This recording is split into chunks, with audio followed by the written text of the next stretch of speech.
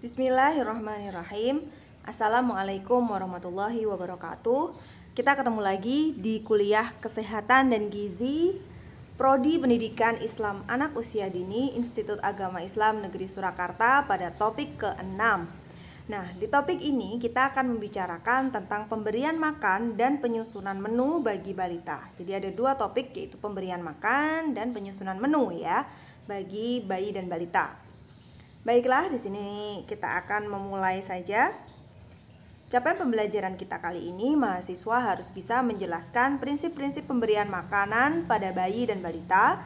Dan yang kedua, mahasiswa harus bisa menyusun menu untuk bayi dan balita, minimal dalam sehari ya. Nah, kalau dalam sehari ini sudah bisa, kalian bisa meneruskannya hingga seminggu atau sebulan. Baiklah, kita masuk pada prinsip pemberian makan bayi dan balita yang poin pertama. Jadi, bayi itu adalah anak setelah lahir dari usia 0 sampai 1 tahun. Kemudian, jika 1 tahun sampai 3 tahun dinamakan batita atau bawah 3 tahun. Kemudian setelah itu dari 3 tahun ke 5 tahun namanya adalah balita atau bawah 5 tahun. Jadi sebenarnya 0 sampai 5 tahun ya sebenarnya namanya balita. Jadi kalau ngomong balita sebenarnya sudah mencakup usia 0 sampai 5 tahun gitu ya. Oke. Kita akan membicarakan tentang gizi dan kesehatan pada 1000 hari pertama kehidupan ya. Nah, 1000 hari pertama kehidupan itu dimulai dari adanya pembuahan sel telur oleh sperma. Kemudian dari pembuahan ini akan melahirkan seorang bayi cantik atau ganteng ya kan. Dari bayi ini kemudian sampai usia 2 tahun. Nah, dari dari pembuahan ini hingga usia anak 2 tahun dinamakan 1000 hari pertama kehidupan. Nah, di sini ada dua sisi. Yang pertama adalah pada saat kehamilan dan pertumbuhan janin, dan yang kedua adalah pertumbuhan bayi dan anak. Oke. Di saat kehamilan dan pertumbuhan janin, yang sangat perlu diperhatikan adalah di situ ada proses pertumbuhan otak, di mana otak tersebut akan mempengaruhi intelijensi, kemampuan dan lain sebagainya dari sang anak ya kan. Nah, apa saja yang perlu diperhatikan? Yaitu yang pertama, mungkin jauh sebelum bapak dan ibu ini melakukan pembuahan bahkan. Jadi spermanya harus bagus, ovumnya harus bagus. Nah, ketika ada pembuahan terjadi, kemudian si embrio ini menempel pada rahim ibu, kemudian di situ baru dihitung 1000 hari pertama kehidupan. Yang dibutuhkan adalah gizi makro dan protein. Gizi makro dan protein ini untuk menunjang apa? Menunjang pembangunan bukan pembangunan nasional ya, membangun tinggi badan si anak agar lebih potensial, ya kan? Tinggi badan atau panjang badan, biasanya seperti itu. Kalau kita bilang ke bayi biasanya panjang badan. Tapi kalau anak ini sudah bisa berdiri namanya tinggi badan. Kemudian selain protein dan gizi makro sudah kita pelajari bahwa ada 2, vitamin dan mineral. Ada kebutuhan kalori yang harus dipenuhi oleh ibu hamil. Kebutuhan kalori ini digunakan untuk membangun berat badan potensial. Jadi sang anak atau sang janin ini lahir dengan berat badan yang diharapkan normal. Ketika dia kurang dari 2,5 kg, maka dia sudah dikatakan BBLR atau berat bayi lahir rendah. Nah, setelah kita ngomong kehamilan dan pertumbuhan bayi, kita masuk setelah bayi tersebut lahir ya kan. Ketika bayi tersebut lahir, di situ ada pertumbuhan bayi dan anak. Untuk mencapai tinggi dan berat badan optimal, maka dibutuhkan seluruh zat gizi, baik mikro maupun makro, secara seimbang. Ingat gizi seimbang yang kita pelajari kuliah lalu ya. Diperoleh dari menyusui, maksudnya air susu ibu secara eksklusif sampai 6 bulan, diteruskan dengan ASI dan MPASI atau makanan pendamping ASI. Jadi setelah 6 bulan ASI saja tidak cukup untuk memenuhi pertumbuhan baik itu tinggi badan maupun berat badan sang anak. Tapi tetap harus diberikan, maksudnya harus dianjurkan untuk diberikan gitu ya. Nah, kalau yang 0 sampai 6 ini memang benar-benar harus diberikan karena kita berusaha untuk mencapai ASI eksklusif di 0 sampai 6 bulan.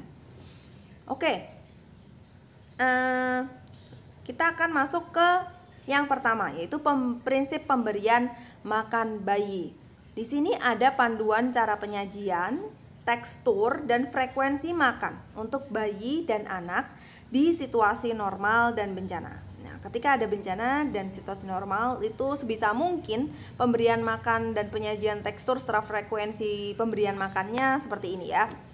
Ketika bayi 0 sampai 6 bulan diharapkan pakai ASI eksklusif. Cukup ASI saja karena bayi belum memiliki pencernaan yang baik. Kemudian dia masih harus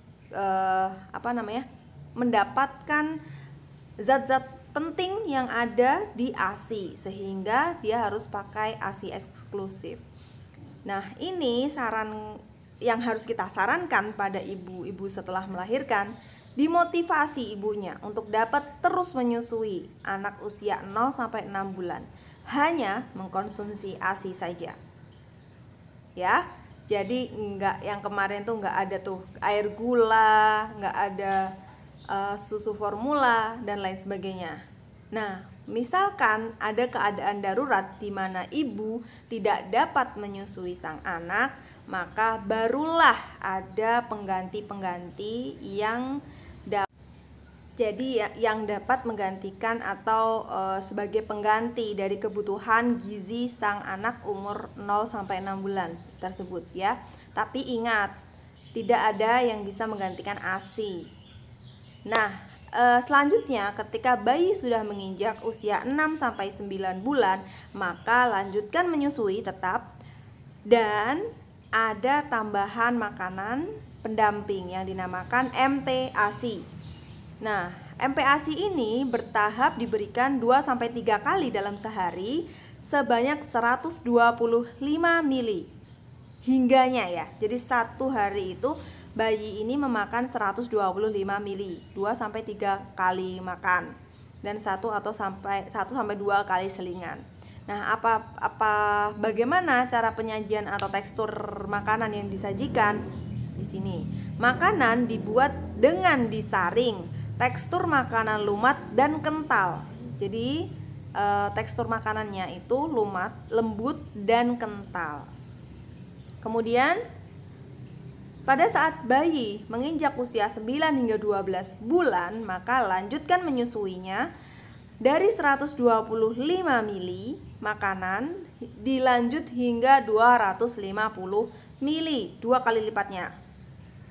Nah, di saat ini bayi tidak lagi 2-3 kali makan, tapi 3-4 kali makan dan 1-2 kali selingan. Nah, untuk teksturnya bahan makanan sama dengan orang dewasa, namun rasa disesuaikan untuk anak-anak 9-10 bulan. Makanan ditumbuk kemudian dengan tekstur makanan agak kasar. Ini untuk bayi di usia 11 hingga 12 bulan. Oh, maaf ya. Jadi 9-10 bulan makanan ditumbuk dengan tekstur makanan agak kasar. Jadi dipenyet-penyet aja gitu kan supaya makanannya agak kasar. Nah, 11-12 bulan makanannya dicincang kasar. Dicincang kasar, kalian bisa mencincangkan kayak bawang putih itu dicincang. Nah, seperti itu. Kemudian kalau dia sudah menginjak usia 1 tahun ke atas, maka kan gigi-giginya udah mulai tumbuh. Nah, di situ itu lanjutkan menyusui tetap hingga 2 tahun atau lebih, tapi di Islam menganjurkan hingga 2 tahun. Nah, di saat itu makanannya tetap 200 mili hingga 250 mili.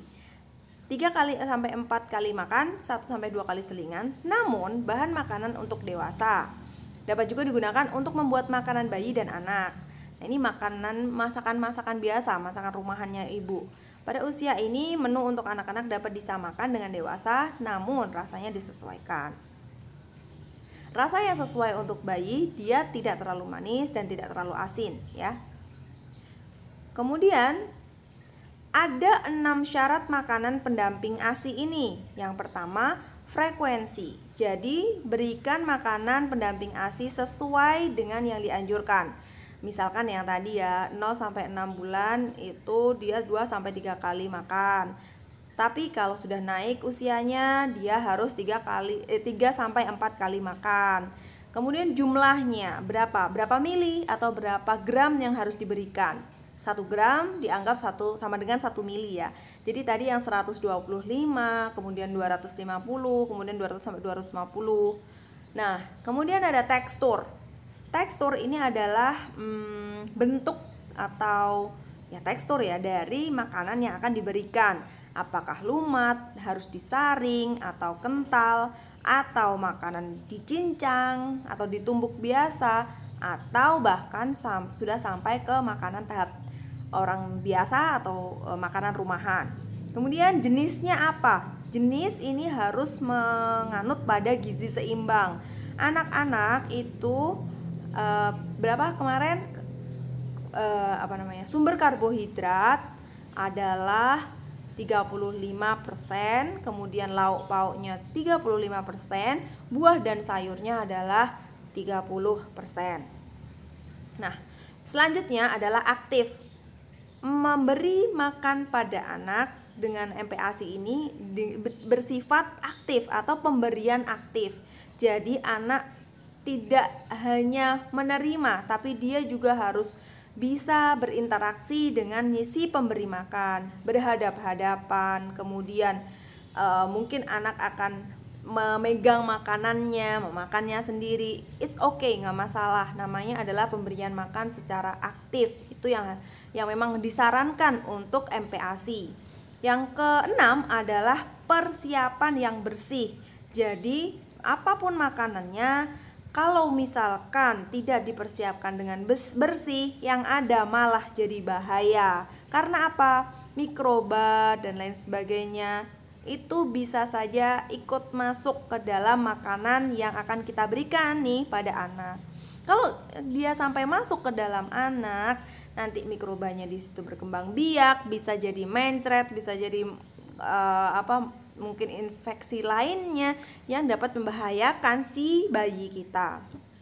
Nah, berikut adalah contoh-contoh makanan yang kita sebut sebagai MPASI ya. Di sini ada Di sini ada tofu Di sini ada bubur ayam tofu MPASI 7 bulan. Kemudian di sini juga ada untuk 8 bulan bubur tuna tomat MPASI 8 bulan. Perhatikan teksturnya. Untuk 8 bulan berarti dia sudah bisa ditumbuk atau dicincang kasar ya kan. 8 bulan sampai berapa tadi? 6 sampai 9. Kita lihat ya. Di sini 6 sampai 9 bulan berarti di sini dia mungkin disaring. Kalau 9 sampai 12 bulan baru dicincang ya, maaf ya. Oke. Ini disaring. Kemudian ini untuk 17 month plus, berarti dia 17 bulan. Sudah lewat dari 1 tahun. Makanan yang disajikan pun adalah makanan-makanan yang biasa dimakan oleh anggota keluarga yang lain, ya kan? Seperti tumis bakso jamur merang, ya kan? Dan ada sop sosis bunga bawang. Di sini ada bawang bombaynya, ada sosis yang dibentuk jadi kayak bunga, dan juga ada wortel gitu ya. Perhatikan ada 6: frekuensi, jumlah, tekstur, jenis, pemberian aktif, dan persiapan yang bersih. Selanjutnya kita akan masuk ke prinsip pemberian makan pada balita atau batita ya, karena mereka sudah menjadi konsumen aktif. Dia sudah bisa memilih, dia sudah bisa mengelak makanan, dia sudah bisa meminta makanan dan lain sebagainya. Ada 6 prinsip, berapa ya? Mohon maaf, kayaknya saya lupa. Ya, 6 prinsip ya. Oke. Ada 6 prinsip yang harus kita jalankan. Yang pertama, jadwal pemberian makan harus terencana. Misalkan anak kita biasa makan pagi, kita masih orang dewasa, kita yang ingin menerapkan pembiasaan makan atau pola makan itu kepada anak. Biasakan sarapan, karena salah satu anjuran dari Kemenkes adalah sarapan pagi, ya kan? Di sarapan pagi ini jam 7 pagi, mungkin sebelum itu kalau mereka masuk sekolah nantinya itu jam 7 pagi, maka sarapan harus mungkin setengah 7 atau jam 6, ya kan? Mulai dari sekarang tetap ajak dia makan ke meja makan, ya kan? Ajak dia makan di waktu tersebut, jam 6 pagi misalkan kita tetapkan. Setelah itu makan siang jam setengah 1. Sudah, makan siang jam setengah 1. Sebelum itu, nih adalah poin ke C. Sebelum di antara waktu makan anak hanya boleh mengkonsumsi air putih saja, ya kan? Ketika kita ada selingan makanan, ya sudah, nanti kita tetapkan antara jam 6 sampai jam setengah 1, misalkan jam 10. Nah, jam 10 ini kita beri selingan makanan. Nah, selain itu jangan ada ngemil-ngemil gak jelas. Jadi anak tetap ada rasa laparnya, dan ketika jam makan dia akan makan dengan baik. Mana ya tadi? Oke. Yang kedua adalah lama waktu yang diberikan untuk makan adalah 30 menit. Jadi ketika dia mengemut dia nggak ngunyah, ya kita kasih tahu ke dia, nah 30 menit ya waktu maksimal kalian makan. Setelah itu bubu ambil, misalnya ibu ambil atau mama ambil makanannya. Jadi sebelum mama ambil makanannya, makan sampai kenyang. Bubu kasih waktu 30 menit ya, di timer. Kalau memang dia sudah tidak tertarik di 20 menit, tetap di situ dulu. Atau misalkan dia sudah berhenti makan di jam 10 menit pertama, mungkin kita harus cari kegiatan, meskipun dia masih duduk di situ, cari kegiatan lain, baca buku dulu atau apa, baru dia makan lagi, kayak gitu. Selama 30 menit. Kemudian di antara waktu yang tadi sudah ada, maka anak hanya boleh mengkonsumsi air putih. Setelah itu di lingkungan yang ada di sekitar tempat makan itu diusahakan netral. Jangan ada hukuman dan jangan ada hadiah. Jadi misalkan dia nggak makan banyak itu terus dia dihukum, suruh lari-lari putar lapangan kayak. Hukumannya itu mungkin ya biasanya kalian kalau nggak mau makan dihukumnya apa sih? Ya gitulah ya. Saya juga nggak sering menghukum anak, jadi saya juga nggak tahu. Kemudian biasanya hukumannya apa? Ya pokoknya dihukum lah, atau dikasih hadiah nih. Ini makanin dulu, nanti bubu ajak jalan-jalan, atau diberi hadiah lah, yang dimana nanti dia orientasinya malah hadiahnya. Jadi makan itu nanti kalau saya makan, nah saya dapat hadiah. Nah itu pemikiran yang kurang bagus. Jadi memang harus netral, bahwa dia memang harus makan, dia menikmati makanannya ini enak, bentuknya menarik, warnanya bagus dan lain sebagainya, baunya enak. Itu harus dibiasakan. Kemudian yang kelima, biasakan anak makan di atas meja makan, tak sambil bermain atau lainnya. Jadi dia memang harus fokus sama makanannya ya. Ini yang sudah kita bahas kemarin juga ya, bahwa janganlah anak-anak itu diajak kemana atau dikasih gadget apa atau nonton TV terus kemudian kita jejali makanan. Jangan, nanti dianya ini nggak fokus sama makanannya, dia nggak tahu dia tuh makan apa padahal rasanya enak. Nanti kalau dia dikenalkan lagi, dia bakalan heran, yang mana makanan yang aku suka, mana yang enggak gitu kan. Nah selanjutnya adalah yang paling penting nih, teladan dari orang tuanya. Jadi misalkan yang kemarin ngaku nggak pernah sarapan, nah nanti akan ditiru nih sama anak-anak kalian. Jadi mulai sekarang biasakan sarapan, ya kan. Sarapan ya mungkin mulai dari yang paling ringan, misalkan makan buah apel, atau makan pisang, atau makan roti bakar, dan lain sebagainya. Atau kalian suka jajan-jajan pasar, it's okay, nggak masalah. Yang penting ada sarapan yang dimakan. Supaya apa? Nanti ketika kalian punya baby, ketika kalian mencontohkan pada anak didik kalian untuk sarapan, terus gurunya sendiri nggak sarapan, ya mohon maaf jika akan ditiru seperti itu ya. Oke, kita lanjut ke part kedua. Sekian dulu. Wassalamualaikum warahmatullahi wabarakatuh.